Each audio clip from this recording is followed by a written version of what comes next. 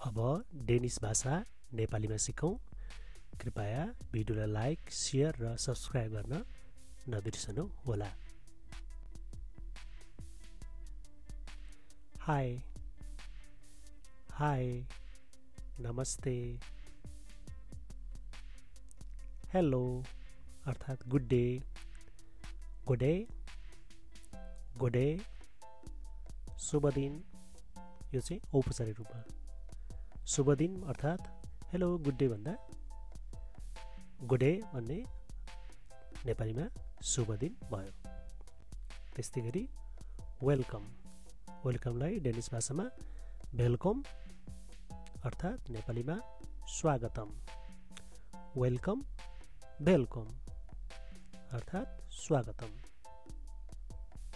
Next good morning, good मर्निङलाई डेनिसमा गोमन, गोमन नेपालीमा शुभ प्रभात। Good afternoon, good आफ्टरनुनलाई गोअफ्टरमिडेट, गोअफ्टरमिडे अर्थात् शुभ मध्याह्न अर्थात् शुभ अपराह्न पनि भनियो हैन, दिउँसोतिर। नेक्स्टमा हेरौँ गुड आफ्टरनुन, गोआफ्टम, गुड आफ्टरनुनलाई गोआफ्टम भन्ने अर्थात् यो चाहिँ साँझ अर्थात् बेलुका हुन्छ डेनिस भाषामा। गुड नाइट, गुड नाइटलाई डेनिसमा गोनाथ, गोनाथ अर्थात् शुभरात्रि। नेक्स्ट बाई बाईलाई हेरौँ हाई, हाई, हाई, हाई अर्थात् बाई बाई। यो एचइजे छ हैन, एचइजेलाई चाहिँ यो जे चाहिँ ए हुन्छ प्रोनाउन्सिएसन, त्यही भएर हाई हाई भयो। नेक्स्ट सीयूलाई विशेष अर्थात् भेटौँला, फेरि भेटौँला, नेक्स्ट भेटौँला हैन। सीयू भन्दा विशेष भन्ने। गुड बाई, फावेल, फावेल अर्थात् बिदा अर्थात् नमस्ते पनि भन्न सक्छ बिदा हैन, गुड बाई भन्न। थ्याङ्क यू, टाक, टाक अर्थात् धन्यवाद। नेक्स्ट यु आर वेलकम, सेल्थाक, सेल्थाक तपाईलाई स्वागत छ।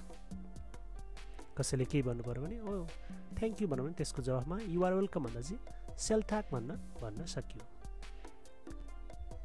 थ्याङ्क्स अ लटलाई हेरौँ मागे ठाक, मागे ठाक धेरै धेरै धन्यवाद। थ्याङ्क्स अ लटलाई डेनिसमा भन्नु पर्यो भने धेरै धेरै धन्यवादलाई मागे ठाक भन्ने। त्यस्तै इट्स नथिङ, इट्स नथिङलाई चाहिँ दिभाषालैत, दिभाषालैत भन्ने। यो चाहिँ केही पनि छैन भन्ने होइन। कसैले अब थ्याङ्क यू सो मच भन्नु इट्स नथिङ भन्नु भने आफूले चाहिँ दिभाषालैत भन्ने। के पनि छैन, okay no never mind don't worry भन्ने जस्तो होइन। नेक्स्टमा हेरौँ आइएम सरी भन्नु पनि चाहिँ उनस्कुल भन्ने। उनस्कुल मलाई दुःख लागेको छैन नेपाली भन्नु पर्यो भने, तर आइएम सरी भन्दा चाहिँ अब के भन्नु उनस्कुल भन्ने फिलिङ होइन, नट गुड, नट गुड त नभनौँ, आइएम सरी जस्तै हो। यो चाहिँ मलाई दुःख लागेको छ भन्न सक्यो लाई उनस्कुल भन्ने। त्यसै गरेर एक्सक्युज मी, एक्सक्युज मीलाई उनस्कुलमा आए अरे यसलाई के भने उनस्कुलमा आए भन्ने अर्थात् माफ गर्नु होला भनेर नेपालीमा चाहिँ यसको एन्सर यसको ट्रान्सलेसन हुन्छ। अर्थात् एक्सक्युज मी भन्नु पर्यो भने चाहिँ अर्थात् माफ गर्नु होला भनेपछि डेनिसमा उनस्कुलमा आए भन्न भयो। यस किसिमले डेनिस भाषामा रहेका केही शब्दहरूलाई यस किसिमले हामीले हेऱ्यौँ जान्यो भने हामीले डेनिस भाषा सिक्नको लागि एकदम सजिलो हुन्छ।